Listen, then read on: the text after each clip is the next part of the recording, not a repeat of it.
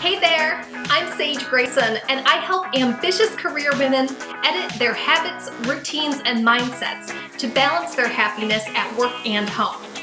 I'm a life editor, and so are you. Today, I'm going to give you a behind-the-scenes peek at what's inside my clients' quarterly care packages for June. Let's go! If you've been here for a while, then you know the drill. We do this every 3 months. So the quarterly care packages are these packages that I send to my private one-on-one clients, and they can be filled with books and office supplies, maybe mugs and tea and candles, just little treats so I can show them, hey, you're doing a good job, here's some stuff to keep you motivated. Because life editing can be hard, and it's really nice to get something in the mail so you know that it's okay, you're doing the best that you can. There's a few different ways that you can work with me. Obviously, you can buy my edited year planners, you can join the Life Editor Clubhouse, you can come to my live event, Life Editor Weekend, or you can work with me one-on-one through private coaching. So I've got private coaching clients who might work with me for 3, 6, or 12 months.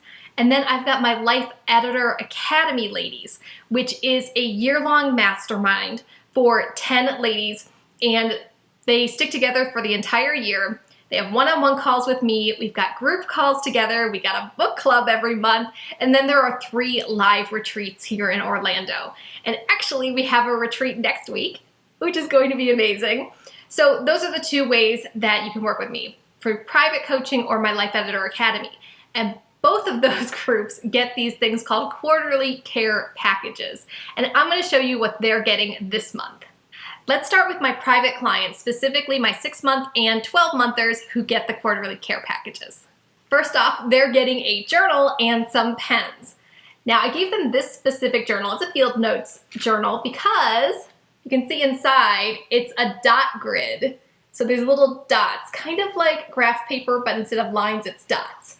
And this is a really great way for you to try out bullet journaling before spending $30 or $40 on one of those official bullet journals. I'm also giving them some pens. These are the Trip Plus Fine Liner from Staedtler, and everyone loves these pens. Everyone talks about them.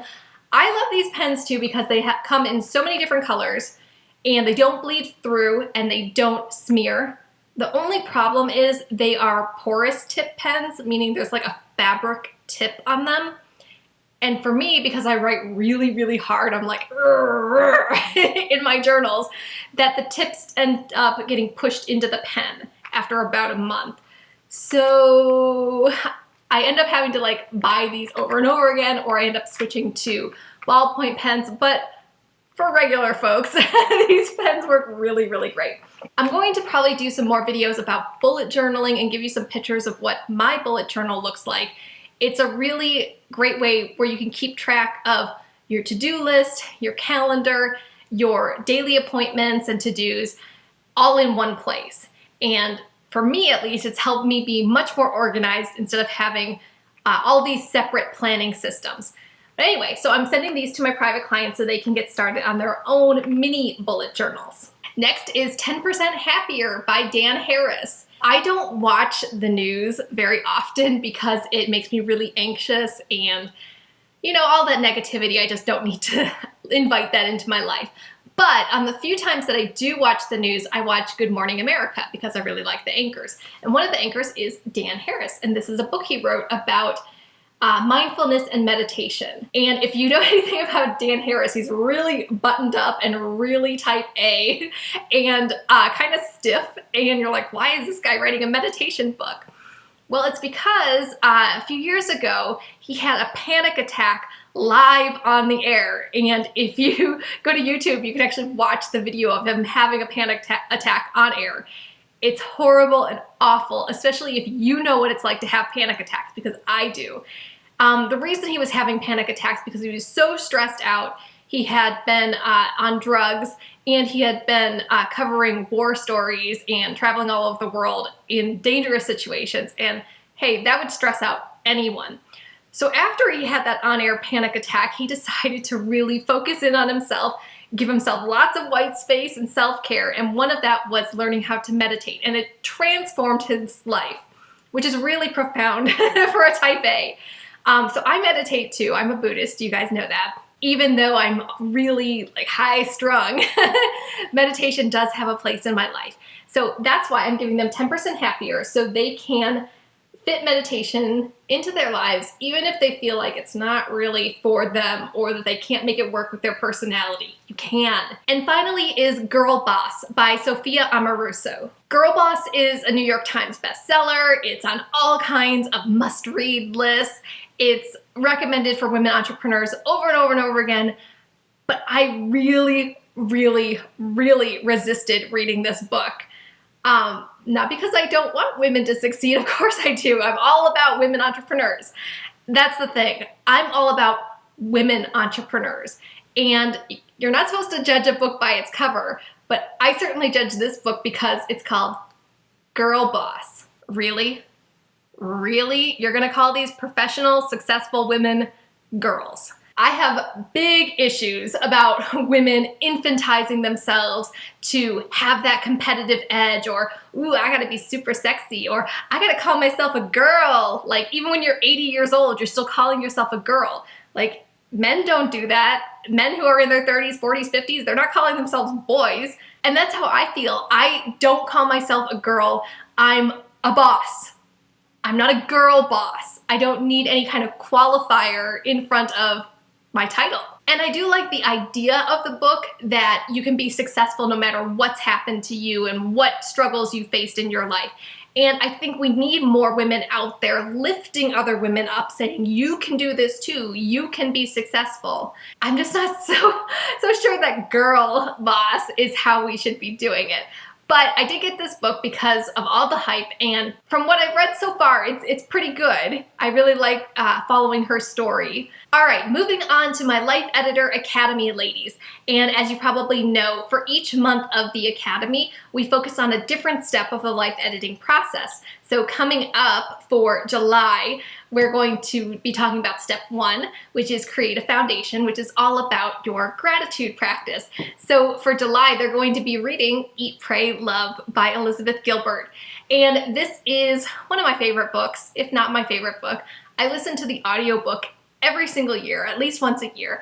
I love hearing Elizabeth tell her story in her own voice. It's really powerful. This book is perfect for when we're talking about gratitude because a lot of awful things happened to her, like losing all of her money and getting divorced. And I really like how she turns it around and focuses on just the beauty that's in front of her, even the little things. There's a great passage where she's just talking about her lunch and how wonderful all the tastes are.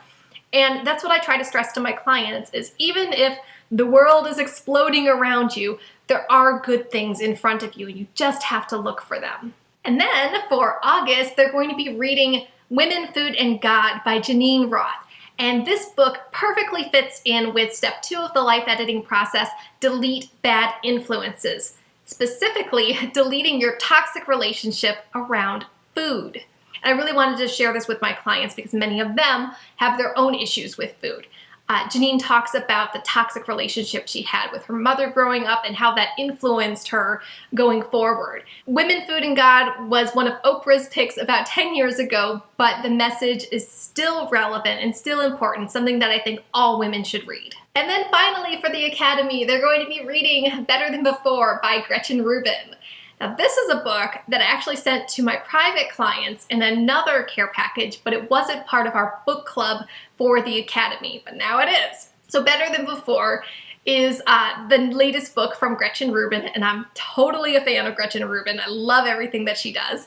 And this one is all about habits and how our personalities affect the types of habits that we create and some of the obstacles that we face when we're trying to do those good things that we want to do. What I really liked was the discussion of the different personality types: upholder, questioner, obliger, and rebel. And then once you know which one you fall into, how can you make those good choices for yourself while still being yourself? And I really wanted my Academy members to read this because it fits in with step 3 of the life editing process, add good habits and routines. And that's exactly what we're doing for the whole year that we're together. That's it. That's everything that's in my quarterly care packages for June. Those are for my private clients, specifically my 6 and 12 monthers, and for my Life Editor Academy ladies. If you like this video, please be sure to give it a thumbs up and subscribe on YouTube.